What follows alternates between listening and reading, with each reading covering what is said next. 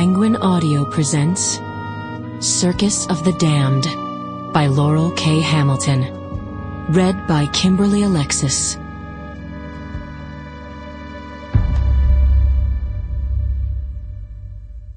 Chapter 1. There was dried chicken blood embedded under my fingernails. When you raise the dead for a living, you have to spill a little blood. It clung in flaking patches to my face and hands. I'd tried to clean the worst of it off before coming to this meeting, but some things only a shower would fix. I sipped coffee from a personalized mug that said, "Piss me off, pay the consequences," and stared at the two men sitting across from me.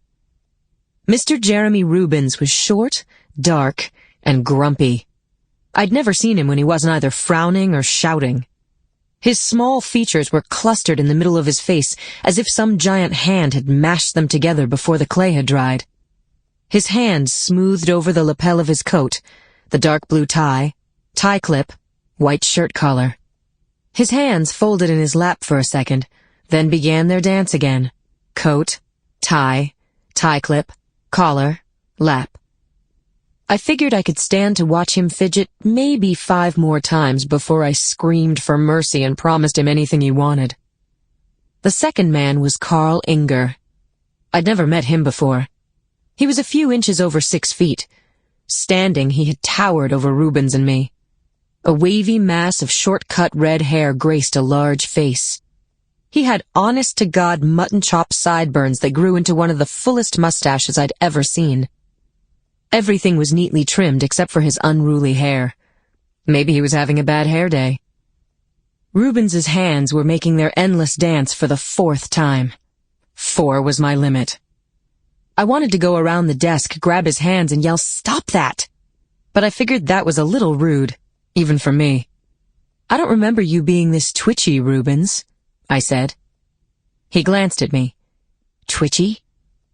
I motioned at his hands, making their endless circuit. He frowned and placed his hands on top of his thighs. They remained there, motionless. Self-control at its best.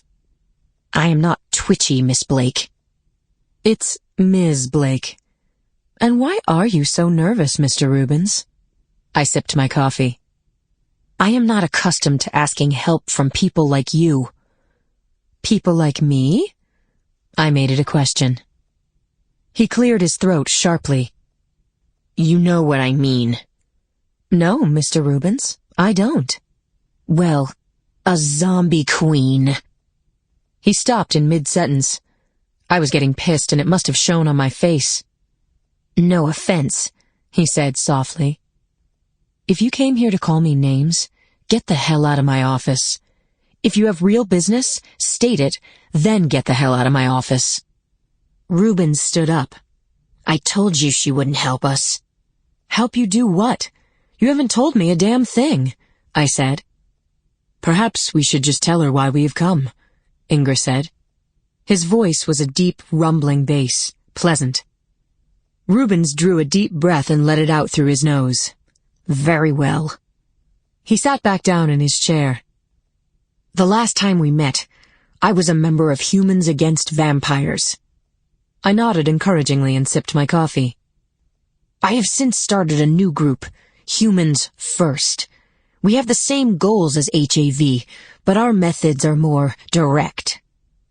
I stared at him. HAV's main goal was to make vampires illegal again, so they could be hunted down like animals. It worked for me. I used to be a vampire slayer, hunter, whatever. Now, I was a vampire executioner. I had to have a death warrant to kill a specific vampire, or it was murder. To get a warrant, you had to prove the vampire was a danger to society, which meant you had to wait for the vampire to kill people. The lowest kill was 5 humans. The highest was 23. That was a lot of dead bodies. In the good old days, you could just kill a vampire on sight. "What exactly does more direct methods mean?" "You know what it means," Rubens said. "No," I said. "I don't."